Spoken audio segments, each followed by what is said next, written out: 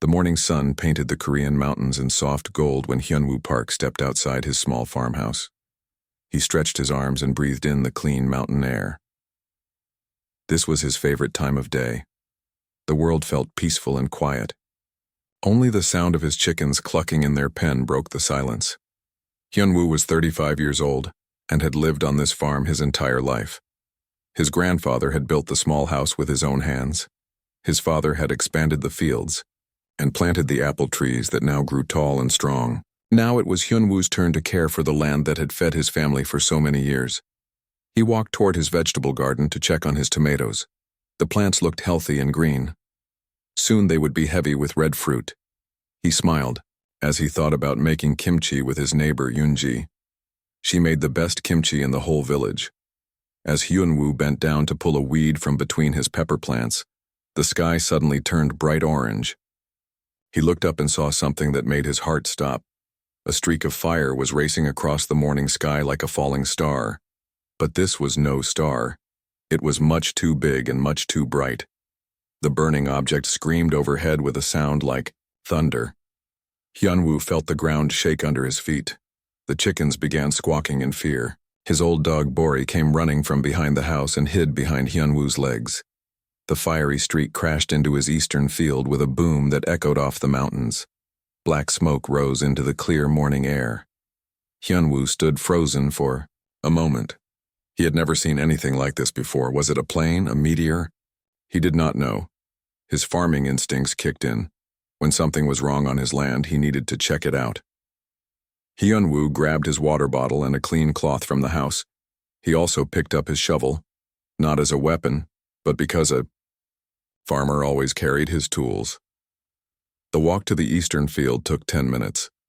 As Hyunwoo got closer, he could see that whatever had crashed was not like anything he had ever seen before. It was not a plane or a car or any machine he recognized. The crashed object was about the size of his small truck but shaped like a teardrop. Its surface was smooth and silver, like polished metal. But the metal seemed to shimmer and change color in the sunlight. Parts of it were broken and twisted from the impact. Strange blue liquid dripped from cracks in the hull. Hyunwoo approached carefully. The air around the crash smelled sharp and electric, like the air before a thunderstorm. He could hear a soft humming sound coming from inside the strange machine.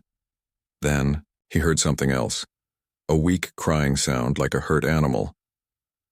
Hyunwoo moved closer to the wreckage. Through a large crack in the side, he could see movement. Something was alive in there, something that needed help. As he got closer, a creature emerged from the broken machine. Hyunwoo's eyes went wide with amazement. He had to blink several times to make sure he was not dreaming. The creature looked like a dragon from the old stories his grandmother used to tell him. But it was small, about the size of his neighbor's cat. Its body was covered in scales that sparkled like jewels. The scales changed color as the creature moved, shifting from deep blue to bright green to silver white. The dragon creature had 4 legs and 2 wings, just like in the fairy tales. But its wings were torn and bleeding. Clear fluid leaked from several cuts on its body. One of its legs hung at a strange angle. The creature was badly hurt. The little dragon saw Hyunwoo and tried to hiss. But the sound was weak and scared. Its large eyes, which were the color of purple amethysts, looked up at him with fear and pain. Hyunwoo had spent his whole life caring for animals. He had helped birth calves and nursed sick chickens back to health. He had set broken bones and cleaned infected wounds. This creature might look different from any animal he had ever seen, but pain was the same in all living things. He knelt down slowly and held out his hand. The dragon creature pulled back at first. But when Hyunwoo spoke, to it in the same gentle voice he used with frightened animals, it stopped trying to move away. "Easy there, little one," Hyunwoo said softly.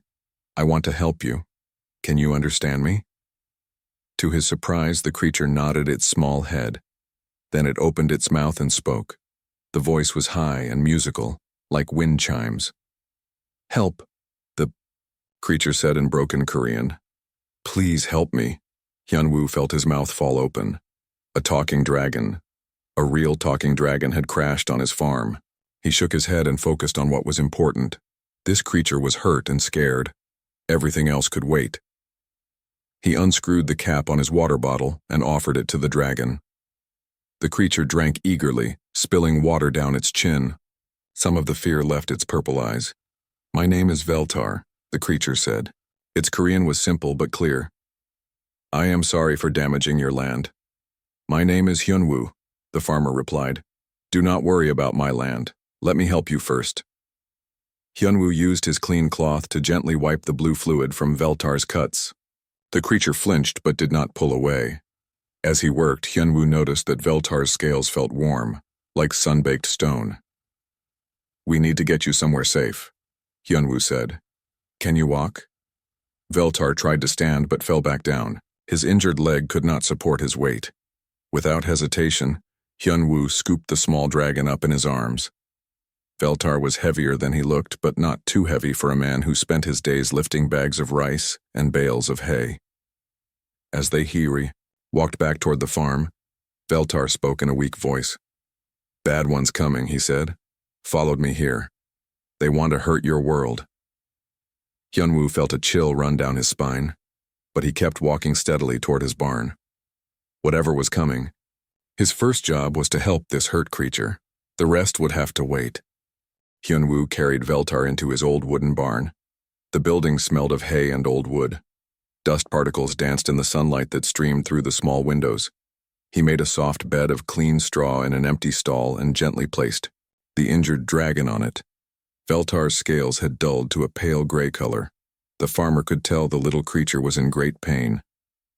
Hyunwoo went to his medicine cabinet where he kept supplies for treating his animals. He found bandages, antiseptic, and pain medicine that he sometimes used for his chickens and his old dog Bori. "This might sting a little," Hyunwoo warned, as he cleaned Veltar's wounds. The dragon creature held very still while the farmer worked. His purple eyes watched Hyunwoo's every movement. When the cleaning was done, Hyunwoo wrapped the torn wing carefully with soft white bandages. "Why do you help me?" Veltar asked. His voice was stronger now, but still very tired. "You do not know what I am. I could be dangerous." Hyunwoo sat back on his heels and thought about the question. "My grandfather taught me something when I was young," he said slowly. "He said that when you find a creature in pain, you help it. It does not matter if it is a bird or a cow or something you have never seen before. Pain is pain." Veltar's scales shimmered slightly, changing from gray to a soft blue. "Your grandfather was wise. My people have a saying too. We say that kindness is the rarest treasure in the universe." "Are you hungry?" Hyunwoo asked. "I was about to make breakfast." The dragon nodded eagerly. Hyunwoo helped him hobble into the farmhouse kitchen. The room was small and warm, with old wooden furniture that Hyunwoo's father had made. Veltar looked around with wonder at the simple human home. Hyunwoo cooked rice in his old metal pot. He added vegetables from his garden and made kimchi from cabbage that his neighbor, Yoonji, had helped him prepare last month. The spicy smell filled the kitchen. "What is this?" Veltar asked when Hyunwoo placed a bowl in front of him. "Rice and vegetables, and this red stuff is kimchi. It is spicy fermented cabbage. Very good for you." Veltar sniffed the food carefully. Then he took a small bite. His eyes went wide and his scales turned bright yellow. "This is amazing," he said. "I have never tasted anything like this before." As they ate together, Veltar began to tell his story.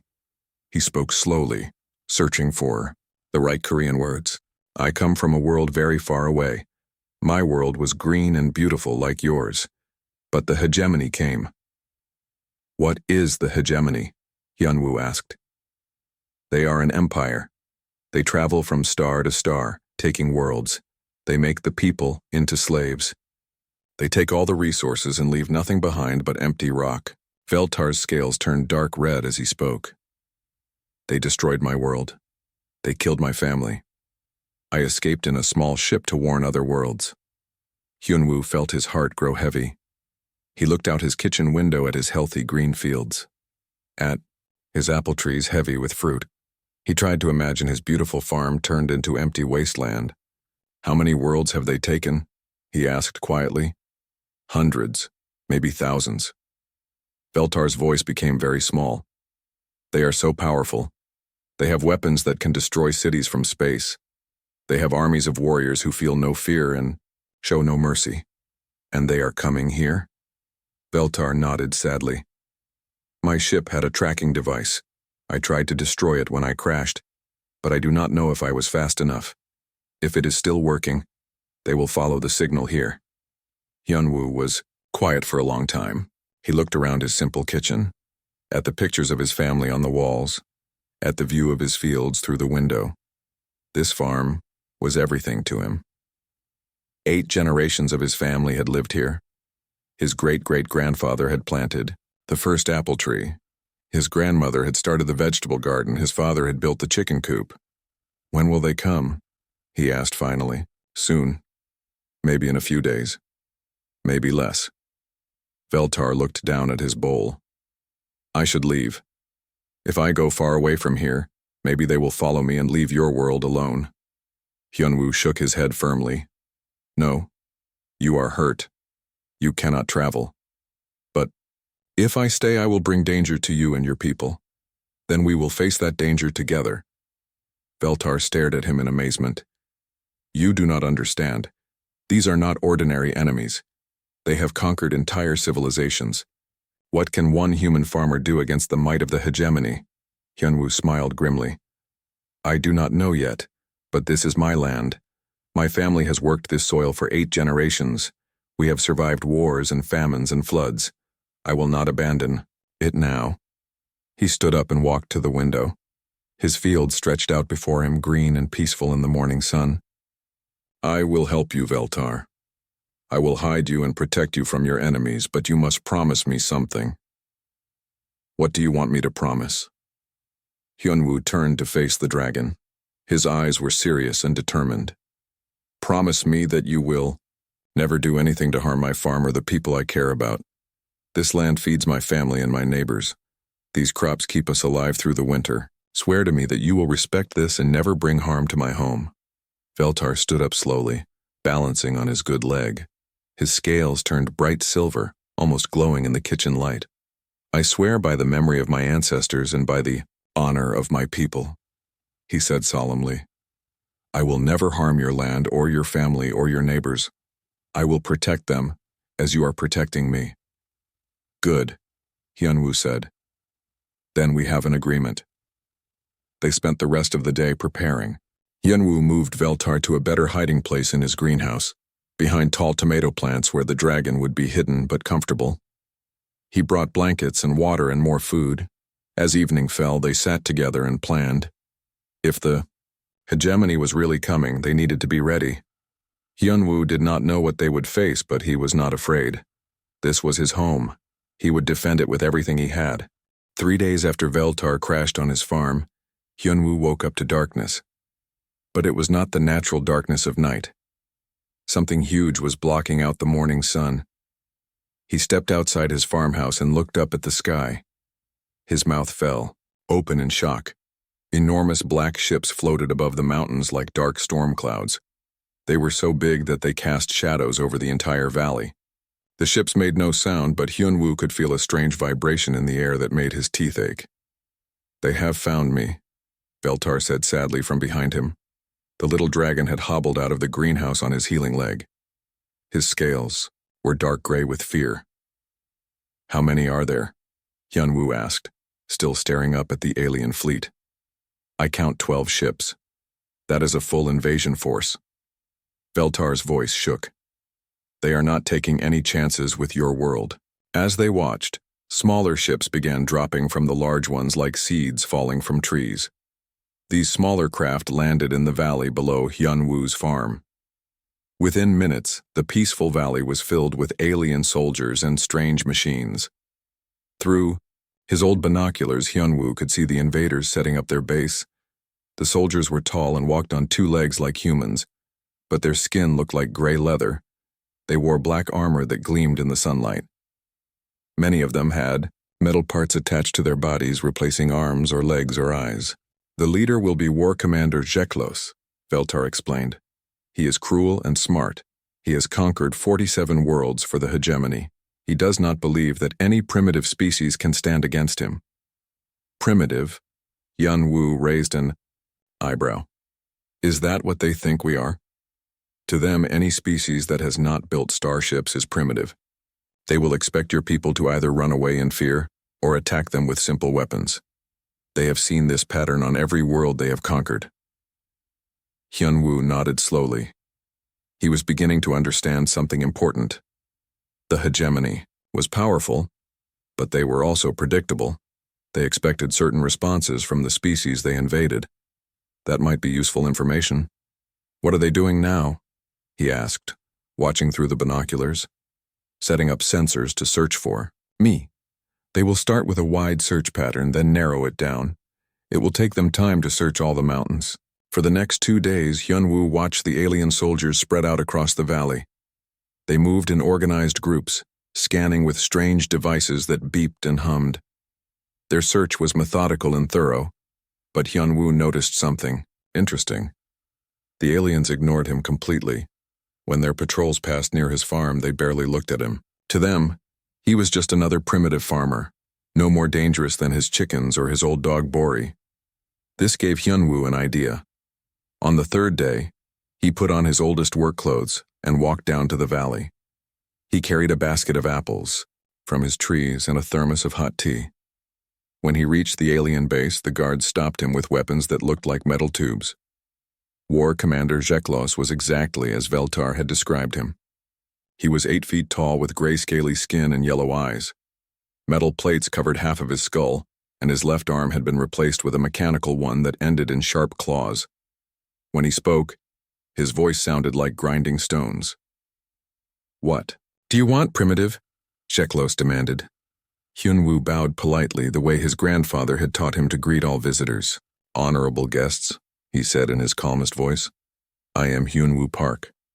This is my family's farm on the mountain. I brought you gifts of food and drink to welcome you to our valley. The alien commander stared at him in confusion. This was clearly not the response he expected. His soldiers looked at each other uncertainly. You are not afraid of us? Jeklos asked. Hyun-woo shrugged. Should I be? You have not harmed anyone yet. In my culture, we always offer hospitality to travelers. He opened his thermos and poured hot tea into small cups. The sweet smell filled the air. Then he opened his basket and showed them the red apples, still warm from the morning sun. These apples come from trees my great-grandfather planted. They are very sweet. Please try them. Some of the soldiers looked hungry. Hyun-woo could see that they had been eating only military rations for days. But Jeklos waved them away with his metal claw. We do not eat primitive food, the commander said. But Hyun-woo noticed that his yellow eyes kept looking at the apples. You wish, Hyun-woo said cheerfully. If you change your mind, I will bring more tomorrow. My farm produces more food than my family can eat. As he walked back up the mountain, Hyun-woo felt the aliens watching him. He moved slowly and calmly like a man with nothing to hide. Inside, however, his mind was racing. He had learned several important things. First, the aliens were tired and hungry from their long search. Second, they really did think humans were primitive and harmless. Third, their leader was proud and would not show weakness in front of his soldiers. Most importantly, Hyun-woo had planted a seed of confusion in their minds. They expected fear or hostility from the local population. Instead, they had met a farmer who offered them tea and apples. This did not fit their understanding of how conquered worlds should behave. That evening, as Hyun-woo fed Veltar dinner in the greenhouse, he explained his plan. You are going to pretend to be friendly with them? Veltar asked, his scales turning purple with worry. Not pretend. I really am being friendly, but I am also learning about them. Every day I visit them, I see more of their equipment, their routines, their weaknesses. It is very dangerous. If they discover that you are hiding me, they will not discover it, Hyun-woo said confidently. They are looking for a dangerous rebel. They are not looking for a simple farmer who brings them fruit. Over the next few days, Hyun-woo continued his visits to the alien base. Each day, he brought different food from his farm: rice cakes, pickled vegetables, fresh eggs from his chickens. The soldiers began to look forward to his visits, though they pretended not to care. Hyunwoo was always polite and helpful. When they asked him about the local area, he drew them maps of the mountain trails. When they needed to know about the weather, he told them about seasonal patterns. He seemed like the most harmless person in the world. But every visit taught him more about his enemies. He learned their patrol schedules, their communication frequencies, the locations of their weapons. He memorized the layout of their base and counted their numbers. Most importantly, he began to understand how they thought. The hegemony was powerful because they had conquered so many worlds, but this also made them overconfident. They believed their own propaganda about primitive species being helpless. That overconfidence, Hyunwoo realized, might be the key to defeating them. After a week of bringing food to the aliens, Hyunwoo had learned everything he needed to know about their base. Now it was time to prepare his farm for war. But this would not be the kind of war the hegemony expected. Hyunwoo had spent 35 years learning every inch of his land. He knew which rocks were loose on the mountain paths. He knew how deep the streams ran in different seasons. He knew exactly how much weight each tree branch could hold before breaking. Now he would turn all of that knowledge into weapons. He started with his irrigation system. The network of pipes and channels that carried water to his crops could carry other things too. Hyunwoo mixed fertilizer with diesel fuel and other farm chemicals to create powerful explosives. He hid these mixtures in sealed containers throughout his pipe system. When the time came, he could flood any part of his farm with explosive liquid. The aliens would never expect an attack from underground water pipes. Next, he worked on his electrical system. His farm had solar panels and a small wind generator that powered his house and barn. But with some creative rewiring, the same system could create powerful electromagnetic pulses. These pulses would disable alien electronics without permanently damaging his own simpler equipment. His greenhouse became a command center. Veltar helped him install sensors made from parts of his crashed ship. These sensors could detect alien movements from miles away. Hidden among his tomato plants, the equipment looked like nothing more than garden irrigation timers. "Your species is remarkable," Veltar said as he watched Hyunwoo work. "I have seen the hegemony conquer worlds with advanced technology, but they always fell because they fought the same way the hegemony expected them to fight." "How did they fight?" Hyunwoo asked, adjusting a sensor array disguised as a scarecrow. "Ships against ships, soldiers against soldiers, technology against technology. The hegemony always has better weapons, so they always win." Hyunwoo nodded. "But I am not fighting technology against technology. I am fighting land against invaders." He showed Veltar his next innovation. Using knowledge he had gained from years of farming, Hyunwoo had learned to read the land like a book. He knew exactly where the soil was soft and where it was hard. He knew which slopes would become muddy in the rain and which would stay firm. Now he used this knowledge to create traps. He loosened stones on certain paths so they would slide at the right moment. He diverted streams to flood specific areas when needed. He even trained his chickens to squawk loudly when strangers approached, creating an early warning system that looked completely natural. "The hegemony thinks in terms of advanced weapons," Hyunwoo explained as he tested a pitfall, trap disguised as a vegetable patch. "But humans think in terms of using what we have. We have been farmers for thousands of years. We know how to make the land work for us." His workshop became an armory, but not the kind any alien would recognize. Hyunwoo converted his farm tools into weapons. His combine harvester could now shoot metal projectiles from its grain chute. His tractor carried containers of burning liquid that could be sprayed like a giant flamethrower. Even his simple hand tools became dangerous. His shovels were sharpened to cut through alien armor. His hoes were weighted and balanced to work as battle axes. His pruning shears were modified to cut alien communication cables. But the most impressive modification was what he did to his barn. From the outside, the old wooden building looked exactly the same. But inside, Hyunwoo had installed a sophisticated defense system. The hay bales were actually explosive charges covered with real hay. The animal stalls contained hidden weapons that could pop up from the floor. Even the chicken nests had been converted into grenade launchers. The barn's walls were lined with metal mesh that would block alien sensors. To their equipment, the barn would look empty, even when it was full of weapons and fighters. "How did you learn to build all of this?" Veltar asked in amazement. Yunwu smiled. "YouTube videos and farming magazines. Humans share knowledge freely. If one farmer learns how to build something useful, he teaches all the other farmers." As the days passed, alien patrols began venturing closer to Hyunwoo's farm. Their search for Veltar was intensifying, but they still saw only what they expected to see: a simple farmer working his land. When a patrol of 6 soldiers marched up his mountain path, Hyunwoo greeted them with a basket of fresh vegetables. "Welcome to my farm," he called out cheerfully. "You must be hungry after such a long climb." The patrol leader, a scarred alien with metal implants covering half his face, scanned Hyunwoo's farmhouse with a handheld device. "We are searching for a dangerous fugitive. Our sensors detected energy readings from this area." "Energy readings?" Hyunwoo looked confused. "The only energy I have is my solar panels and wind generator. Would you like to see them?" He led the patrol around his property, showing them his electrical system. Everything looked simple and primitive. The aliens' sophisticated sensors detected nothing unusual, because Hyunwoo had learned to hide his modifications inside equipment that looked completely normal. "Your technology is very basic," the patrol leader observed. "Yes," Hyunwoo agreed sadly. "I wish I could afford better equipment, but these old machines still work, so I keep using them."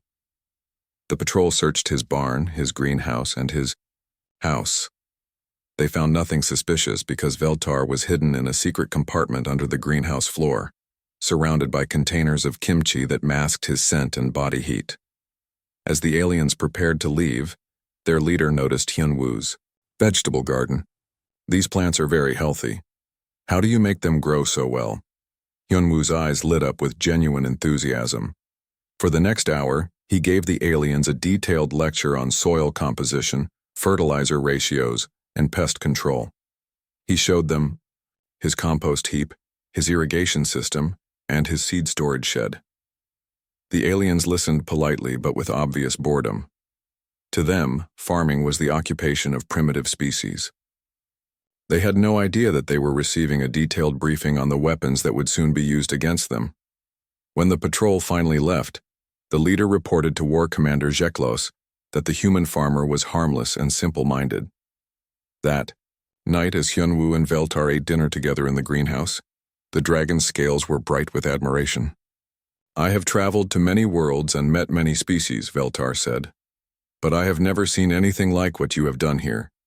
You have turned your entire farm into a fortress, and your enemies helped you do it." Hyunwoo nodded. "The hegemony's greatest strength is also their greatest weakness. They are so convinced of their superiority that they cannot see the danger right in front of them. But can it really work? They have energy weapons, armored vehicles, air support. You have farm equipment and fertilizer bombs." "Veltar," Hyunwoo said seriously, "humans conquered this entire planet using nothing but farm equipment and fertilizer bombs. We turned wolves into dogs and wild grass into wheat. We built cities in deserts and grew food on frozen ground. We did all of this long before we had energy weapons or spaceships." He looked out the greenhouse window at his fields, dark under the alien ships that still blocked the stars. "The hegemony has better technology than us, but we have something they have never learned to value. We have the knowledge of how to work with the land instead of just taking from it. That knowledge has kept my family alive on this mountain for 8 generations. It will keep us alive through this war too." War Commander Jeklos stood in his command center, staring at the holographic map that showed 2 weeks of fruitless searching. His yellow eyes burned with rage. Somewhere in these primitive mountains, a single scout was making him look like a fool. "Report," he snarled at his intelligence officer. "Sir, we have searched every cave, every building, every possible hiding place. Our sensors have detected no trace of the fugitive's ship or energy signature." "Impossible. The tracking signal led us directly to this world. Veltar is here somewhere." The intelligence officer hesitated. "Sir, there is one possibility we have not considered. What if the scout is dead? His ship was badly damaged. He might have died in the crash and local animals scattered his remains." Jekla slammed his metal fist on the control panel. If he were dead, we would have found wreckage. No, he is alive and someone is helping him hide. The local humans seem completely primitive, sir. Our psychological profiles show they lack the intelligence or courage to resist us. Then explain to me how a simple scout has evaded our entire invasion fleet. The commander's rage was interrupted by an urgent alert from the communication station. Sir, priority message from Hegemony Central Command. The holographic image of Supreme Admiral Krathnox appeared above the command table. The Supreme Admiral was even more heavily cybernetic than Jeklos, with most of his original body replaced by machinery. War Commander, the Admiral's electronic voice crackled. You have been searching this primitive world for 2 weeks. The Hegemony Council is not pleased with your lack of progress.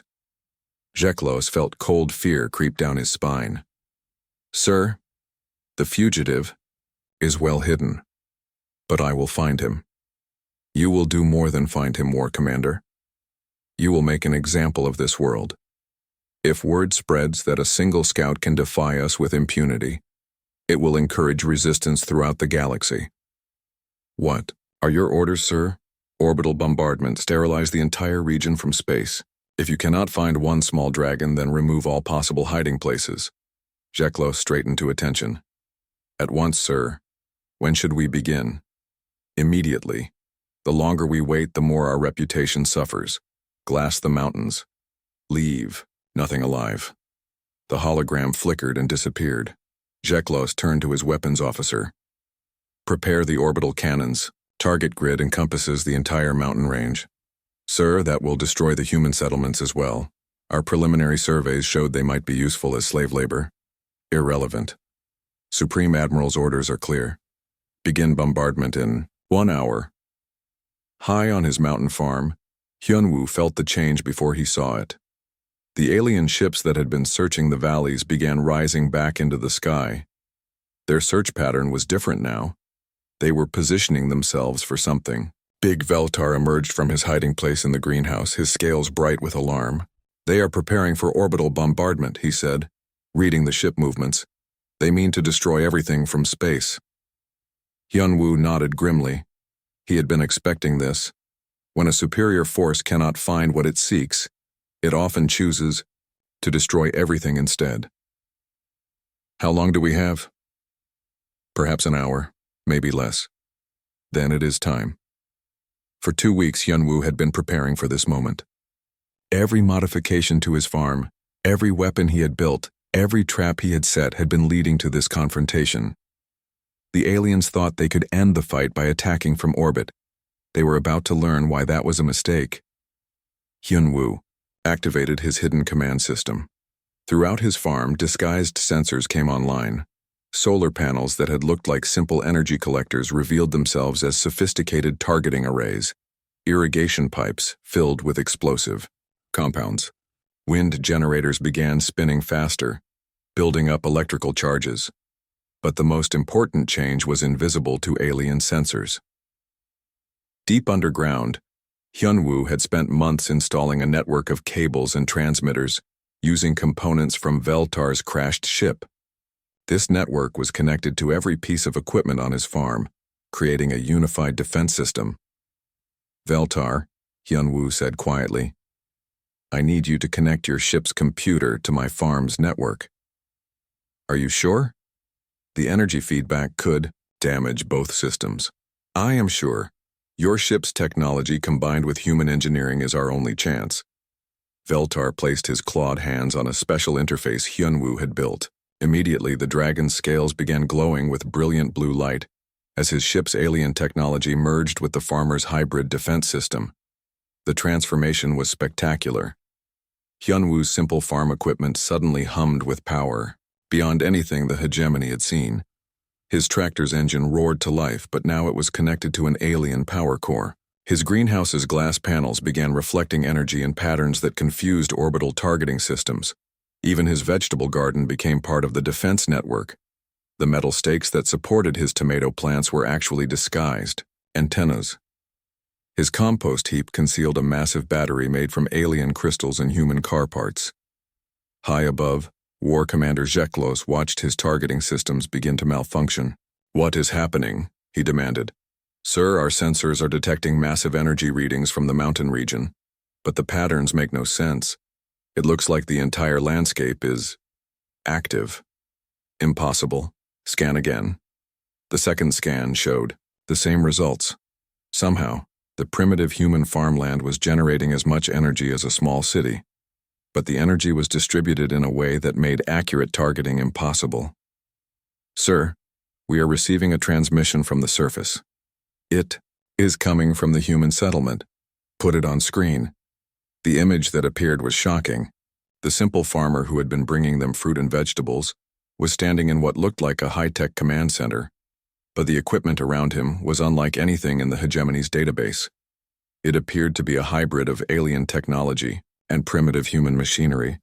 Greetings, War Commander Jeklos, Hyunwoo said calmly. My name is Hyunwoo Park.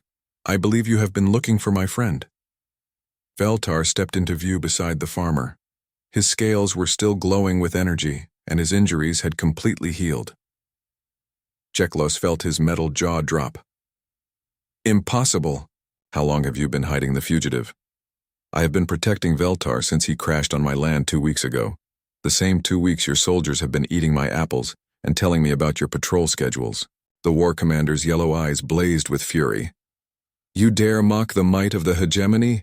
We will glass your entire world from orbit. Hyunwoo smiled. You are welcome to try, but you should know that your orbital bombardment will not work the way you expect. What do you mean? I mean that my farm is no longer just a farm. It is now a fortress powered by technology your scientists cannot understand. When you fire your weapons at us, we will fire back. Jeklos laughed harshly. With what? Primitive. Missiles? We are in space, fool. You cannot reach us. War Commander, Hyunwoo said quietly, has it occurred to you to wonder how a simple farmer learned to modify alien technology? Or why Veltar's ship crashed here instead of somewhere else? Or how I knew exactly what questions to ask your soldiers during their visits? The alien commander felt a chill of understanding. This had all been planned. Humans, Hyunwoo continued, have been preparing for this day since we first looked up at the stars. We knew that someday someone like you would come. So we prepared.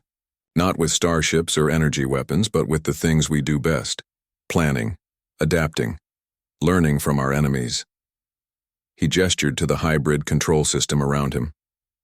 Every piece of technology you brought to our world, we studied and learned to copy. Every patrol you sent to our farms, we learned your tactics and weaknesses. Every day you spent underestimating us, we spent preparing for war. Begin bombardment. Jeklos roared at his weapons officer. Destroy them now.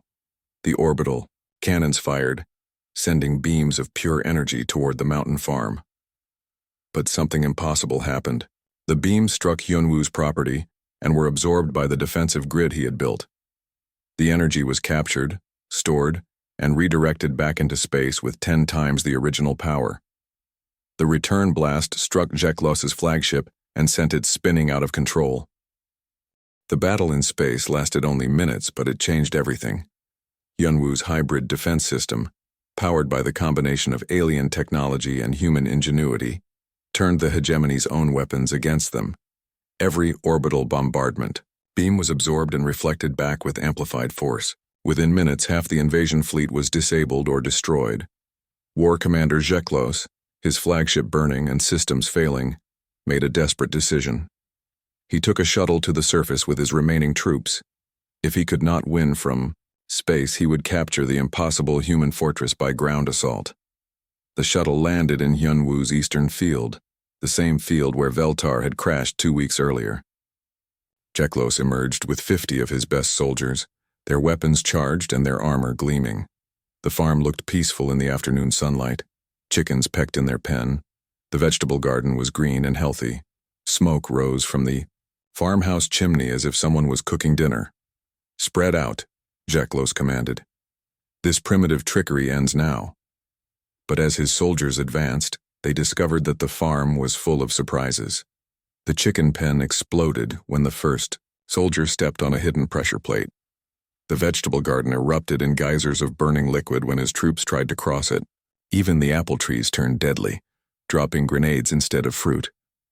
Jeklos himself made it to the farmhouse porch before Hyunwoo stepped outside to meet him. The farmer looked exactly the same as he had during his friendly visits to the alien base. He wore his old work clothes and carried a basket of vegetables, but now Jeklos could see the intelligence burning in his eyes, the quiet strength that had been hidden behind his simple farmer act. "Welcome to my home, War Commander," Hyunwoo said politely. "I am sorry about your ships. I tried to warn you that this would not go as you expected." Jeklos raised his energy weapon, but before he could fire, Veltar emerged from the farmhouse. The little dragon was no longer wounded or afraid. His scales blazed with power, and his purple eyes were fierce with determination. "Hello, old enemy," Veltar said. "Did you really think you could follow me across the galaxy without consequences?" "You," Jeklos snarled. "You are just a scout, a minor irritant." "I was never just a scout," Veltar replied calmly. "I am Prince Veltar of the Draconic Resistance. My crash here was not an accident. It was a carefully planned mission."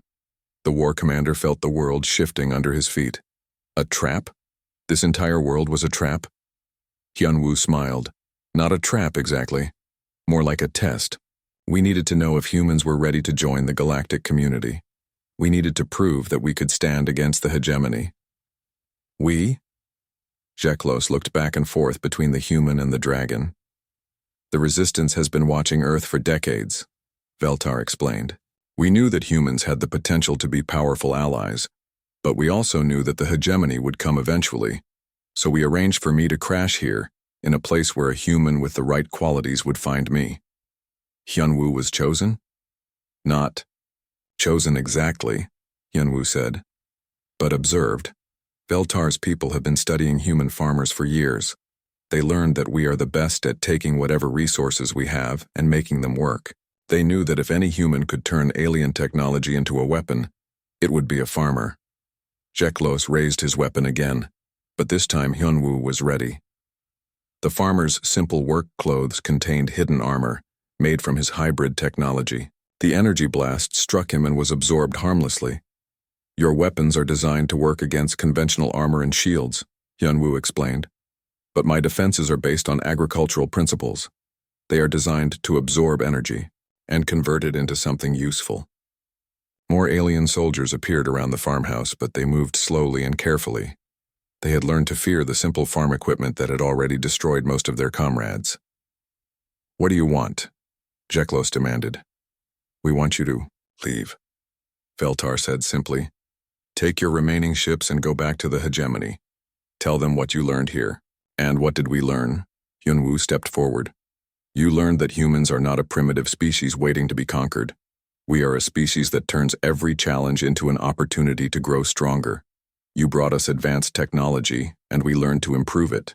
You brought us a military threat, and we learned to turn your own weapons against you. The hegemony will send more fleets, bigger ones. And we will be ready for them," Veltar said. "But they will not just be facing Earth. The news of this victory will spread to every world the hegemony has conquered. For the first time, they will learn that the mighty empire can be defeated." Jeklos looked around at the wreckage of his invasion force. His ships were destroyed, his soldiers defeated by farm equipment and vegetable gardens. The reputation he had built conquering 47 worlds was ruined. But as he prepared to surrender, he realized something else. The human and the dragon were right. This battle would be remembered throughout the galaxy, not as another easy conquest for the hegemony, but as the day a simple farmer proved that no empire was too powerful to fall. "You have won this battle," he said finally. "But the war is far from over." "You are right," Hyunwoo agreed. "The war is just beginning, but now it is a war between equals, not between masters and slaves." 3 hours later, the surviving hegemony ships limped away from Earth. In the farmhouse kitchen, Hyunwoo and Veltar shared a quiet meal of rice and vegetables from the garden. "What happens now?" Hyunwoo asked. "Now the real work begins," Veltar replied.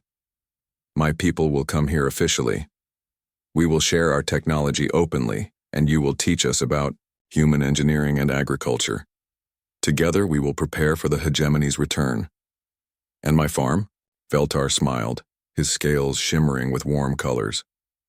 Your farm will become the most famous place in the galaxy, the spot where a simple farmer changed the course of galactic history. Hyunwoo looked out the window at his fields. The eastern Nayao field still showed scorch marks from the battle, but new green shoots were already pushing up through the damaged soil. Life was returning as it always did. I have something for you, Veltar said, producing a small pouch from his belongings. Seeds from my homeworld. They will grow well in your soil, and they will remind everyone who sees them that different species can flourish together. Hyunwoo accepted the seeds gratefully. I will plant them next to my family's apple trees. That way, future generations will remember both where we came from and where we are going. As the sun set over the Korean mountains, the farmer and the Dragon Prince planned for a future neither could have imagined 2 weeks earlier. In the distance, lights began appearing in the sky as the first resistance ships arrived to begin humanity's entry into the galactic community. But in his heart, Hyunwoo knew that no matter how far humans traveled among the stars, some of them would always be farmers. They would always be the ones who took whatever resources they had and made them grow into something better. The seeds Veltar had given him would be just the beginning. The war for galactic freedom had begun in a vegetable garden, and it would be won by people who understood that the greatest victories come not from destroying your enemies, but from growing something new in the ashes of the old world. Hyunwoo smiled as he placed the alien seeds carefully in his seed storage shed, right next to the rice his great-grandfather had saved from the previous harvest. Some things never changed, no matter how much the universe expanded around them. Tomorrow he would begin planting.